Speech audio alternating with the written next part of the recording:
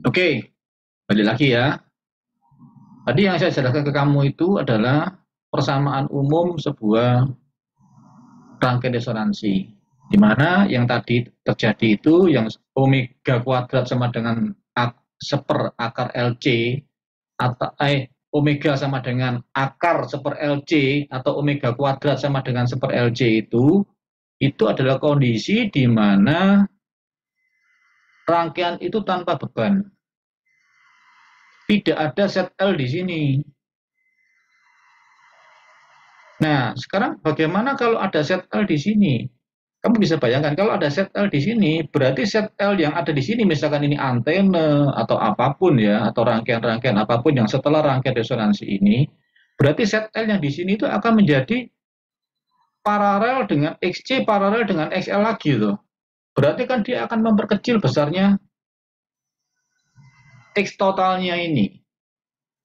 Nah, istilah yang digunakan di buku ini pada saat ada ZL atau RL yang di sini, itu istilahnya adalah rangkaian resonansi ini loaded Q.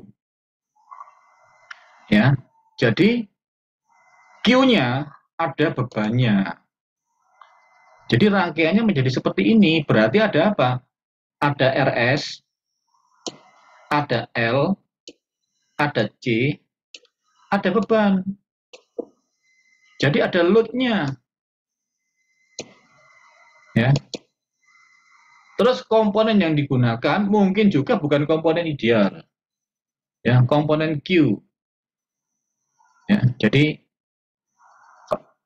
Q dari komponen. Kalau Q komponen itu berarti kalau misalkan dia faktor kualitasnya sebuah induktor itu adalah besarnya induktansi dibagi dengan besarnya resistansinya. Itu adalah faktor kualitas dari induktor.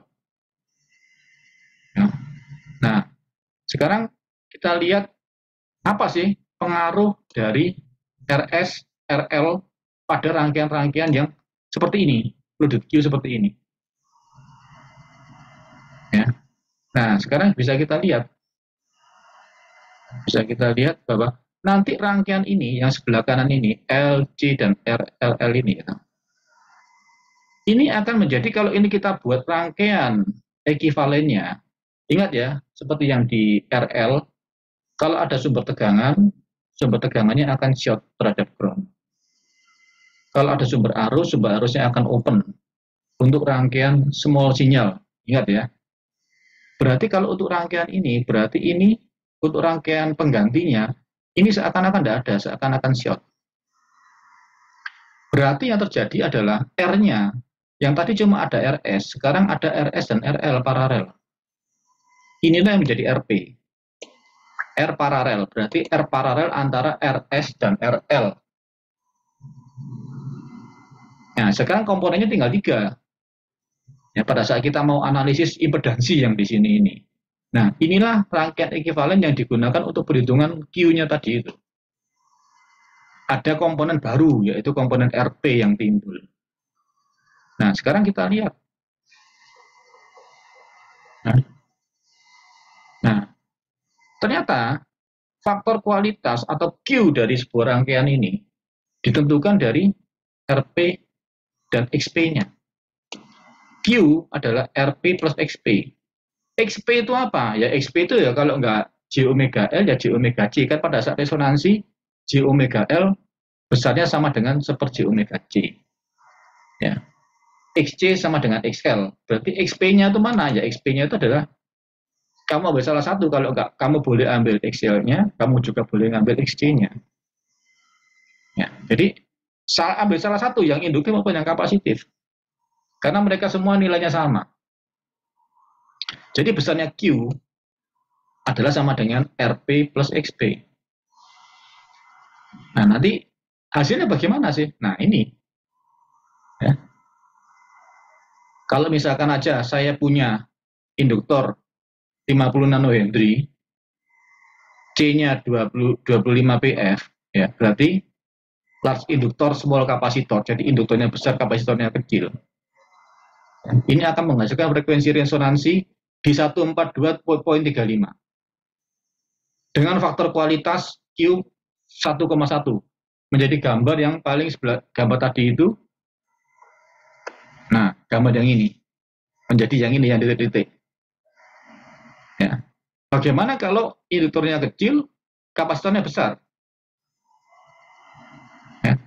Dia akan menghasilkan frekuensi yang sama, tapi faktor kualitasnya akan lebih buruk. Lebih baik 22,4. Ya, berarti gambarnya akan menjadi gambar seperti ini. Q 22,4. Nah, itu karena pengaruh dari perbedaan antara C yang kecil atau L yang besar, atau L yang kecil sama C yang besar. Nah, sekarang ini kan efek terhadap Q, ya, VS XP. Nah, sekarang kita lihat ini, contoh soal yang di sini. Ya, ini contoh soal yang dibahas yang di video itu.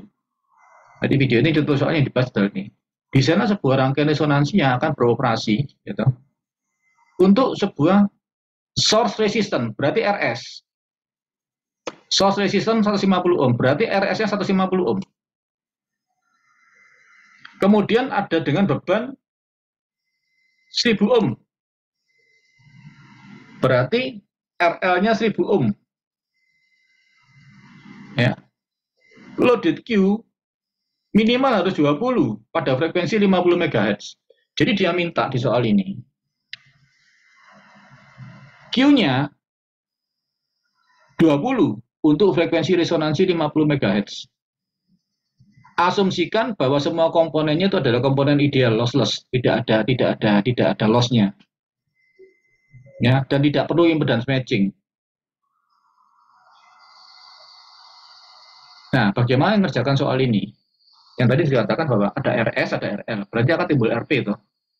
RP-nya berapa? RP-nya adalah paralel antara 150 dan 1000, akan menghasilkan 130 ohm. Ya.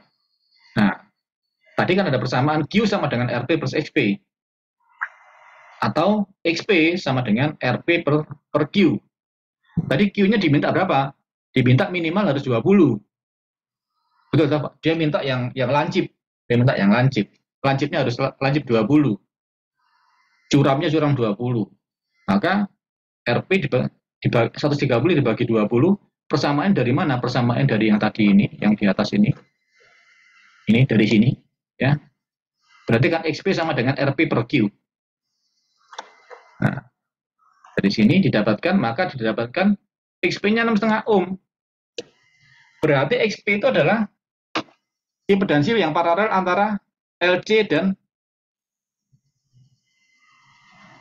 XC dan LC. XC dan XL. Nah, berarti nilai XC pada saat resonansi, nilai XC sama dengan nilai XL. Berarti XC-nya 6,5 ohm, XL-nya juga 6,5 ohm. Jadi kalau dihitung, jadi XP, ya nilai XP ini kan sama dengan J omega L, juga sama dengan 1/J omega C. Tapi J-nya nggak usah kamu hitung, J-nya kan berarti bilangan imajiner ya. Kamu tahu aja bahwa itu imajiner. Tapi komponen besarnya adalah omega L dengan omega C. Maka kalau kamu hitung di sini untuk frekuensi sebesar 50, omeganya kan sama dengan 2πf. 2 kali 3,14 kali frekuensinya. Frekuensi dalam hertz ya. Jadi kalau 50 berarti 50 kali 10 pangkat 6 hertz.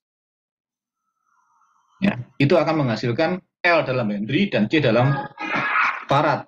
Nah, karena ada minus berapanya itu kan jadi akhirnya akan ditemukan bahwa L-nya ketemunya 20,7 nanohenry dan C-nya ketemu sekian picofarad. Nah, nanti coba rangkaian ini, L ini kamu kembalikan ke multisim. Terus kamu lihat frekuensi responnya, apakah menghasilkan frekuensi respon yang ini? 22,4 ini. Nah, nanti coba set L-nya atau yang beban yang mana berapa? 1000 ohm ya. 1000 ohmnya kamu lepas. Nanti dia akan menjadi seperti yang ini. seperti yang Q11,1.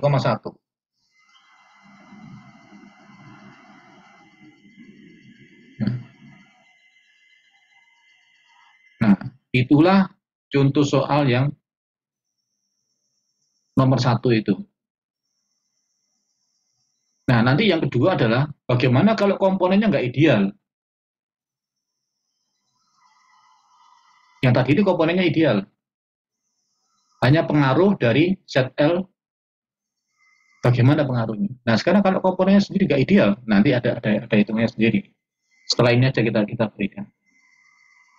Nah, ini yang di bab ini, efek dari komponen Q. Jadi komponennya nggak ideal, berarti komponennya ada R-nya. Mana gambarnya? Nah, ini. Jadi antara J omega L-nya itu ada RS-nya, ada R-nya, ada R dalamnya. Yang kapasitor juga ada R-nya. Nggak ideal. Jadi komponennya nggak ideal. Atau bisa jadi ada Z omega L dan ada RP-nya. Ini ada kapasitor, ada RP-nya yang paralel. Nanti bareng aku ya. Kita udah kata sih. Ya. Jadi itu. Nanti kita bahas minggu depan aja, kita bahas setelah UTS ya, ini bahan ini. Tapi yang video itu kamu lihat, berarti bahan ujiannya sampai sini aja. Nggak sampai panjang seperti ini. Ya.